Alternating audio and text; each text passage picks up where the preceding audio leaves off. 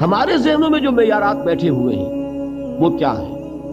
کامیابی پیسے سے ہے، کامیابی جائیداد سے ہے، کامیابی کاروبار سے ہے، کامیابی شہرت سے ہے، کامیابی اقتدار سے۔ یہ معیارات، جو جتنا دولت مند اتنا کامیاب، جو جتنا مشہور اتنا کامیاب، جو جتنا پاپولر اتنا کامیاب، جو حکومت پر پہنچ گیا کامیاب، جس نے بڑا کاروبار جما لیا کامیاب، جس نے بہت جائیداد بنا لی کامیاب۔ یہی ہے اصل میں ساری بس کی گانٹھ۔ جو تصور کامیابی کا ہوگا اسی کے مطابق آپ کی بھاگ دوڑ ہوگی، اسی کے لیے جد و جہد ہوگی، اسی کے لیے توانائیاں صرف ہوں گی، اسی کے لیے دن رات کی مشقت ہوگی۔ یہ ہے اصل شے جس کی یہاں نفی ہو رہی ہے۔ کامیابی دولت سے نہیں، کامیابی شہرت سے نہیں، کامیابی اقتدار اور طاقت اور حکومت سے نہیں، بلکہ کامیابی ہے ایمان سے، عمل صالح سے، تواصی بالحق سے، تواصی بالصبر۔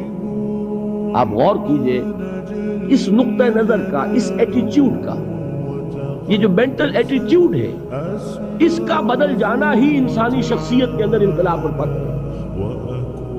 اب آپ کا نتیجہ کیا نکلا؟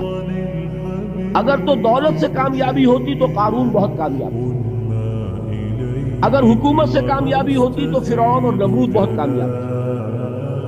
کامیابی ان سے نہیں ہے۔ کامیابی انسان دولت میں قارون کی دولت تک پہنچ جائے اور دنیا میں دبدبہ اور اقتدار اور سلطنت اور حکومت کے اعتبار سے وہ نمرود اور فرعون کا مقام حاصل کر لے، وہ ناکام ہے، خائب ہے، خاسر ہے، برباد ہے۔ اور ابو ذر غفاری کامیاب ہے، چاہے ان کے پاس کچھ نہیں، جھونپڑی تک نہیں، کوئی گھر نہیں۔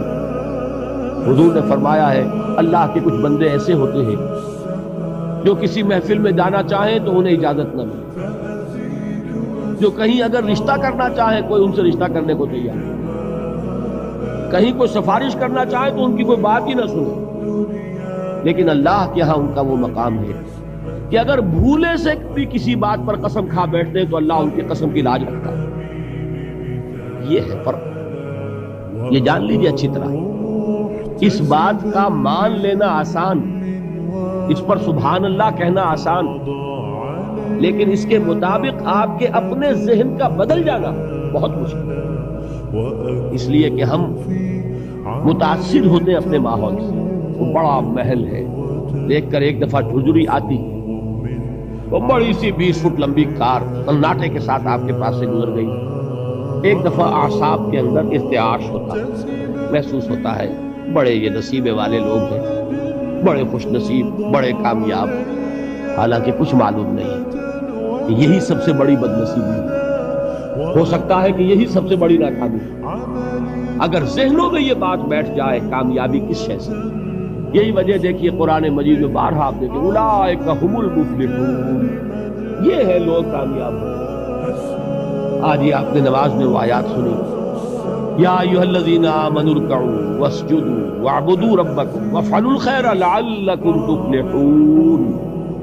اے ایمان والو، رکوع کرو، سجدہ کرو، اپنے رب کی پرستش اور بندگی کرو اور اچھے کام کرو تاکہ تم کامیاب ہو جاؤ۔ تو کامیابی کن چیزوں سے ہے؟ یہ ہے سب سے بڑا سبق۔ یہ ہمارے دل میں اگر بات بیٹھ جائے، ٹھک جائے، زندگی بدل جائے گی، صبح و شام بدل جائیں گے، نقشے بدل جائیں گے، بھاگ دوڑ کا رنگ بدل جائے گا، ویلیو سٹرکچر بدل جائے گا۔ آج وہ ایک چیز نہایت اہم نظر آ رہی ہے، کل نہایت غیر اہم نظر آئے گی۔ جیسے کہ حضور کی حدیث ہے، مالی ولی الدنیا، مجھے تمہاری اس دنیا سے کیا سروکار ہے، انما مثلی کراکب استظل تحت شجرۃ ثم راح فترکها، میری مثال تو اس سوار کی سی ہے جو تھوڑی دیر کے لیے درخت کے سائے میں ٹھہرتا ہے سستانے کے لیے، پھر وہ اپنا راستہ لیتا ہے۔ اسے اس درخت سے مستقل تعلق اس کا نہیں ہے، وہ اس کا گھر نہیں، وہ اس کی منزل نہیں۔ اسی طرح یہ دنیا میرا گھر نہیں ہے۔ اب دیکھیے ہم کہتے ہیں انا للہ و انا الیہ راجعون، ہم تو مسافر ہیں، ہم اللہ کے پاس سے آئے، اللہ کی طرف ہمیں لوٹ جانا ہے۔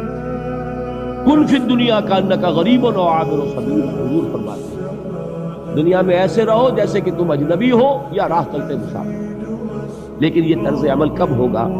جبکہ یہ آیت ہمارے ذہنوں کے اندر بیٹھ گئی ہو.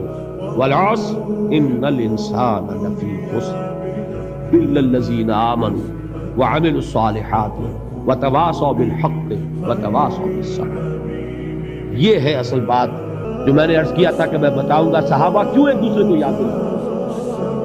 اس لیے کہ دیکھیے جیسے برف باری اگر ہو رہی ہو، آپ باہر نکلیں گے تو برف آپ کے کپڑوں پر جم جاتی ہے، تو آپ جھٹکتے ہیں کپڑوں کو تاکہ برف ہٹ جائے. ہمارے ایمان پر اس دنیا میں رہتے ہوئے جب ہم متاثر ہوتے ہیں ماحول سے تو گردہ آ جاتا ہے، برف پڑ جاتی ہے، اس کو جھٹکتے رہنے کی ضرورت ہے. اور وہ جھٹکنے کی بہترین اور مؤثر ترین شکل یہی ہے کہ یاد رکھو کامیابی ان چیزوں سے نہیں ہے. چمک دمک جو ہے دنیا کی، یہ ساری چمک دمک جو تمہیں رجھا رہی ہے، جو تمہیں اپنے اندر گم کیے ہوئے، یہ لفظ گم پر اقبال کا وہ شعر یاد آ گیا کہ کافر کی یہ پہچان کے آفاق میں گم، اور مومن کی یہ پہچان کے گم اس میں ہے آفاق. تم گم نہ ہو کر رہ جاؤ اس میں، مبہوت نہ ہو کر رہ جاؤ، مرعوب نہ ہو کر رہ جاؤ. دنیا ہی کی محبت تمہارے اوپر ڈیرے نہ ڈالے، تمہارے دلوں کے اوپر مسلط نہ ہو جائے.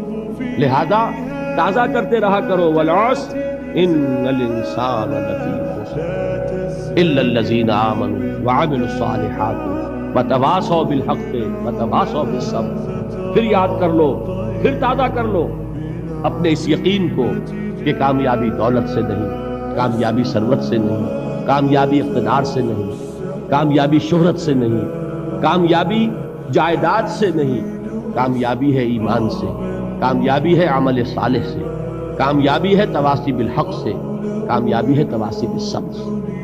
یہ چار چیزیں ہیں کہ جو کامیابی کے لوازم ہیں.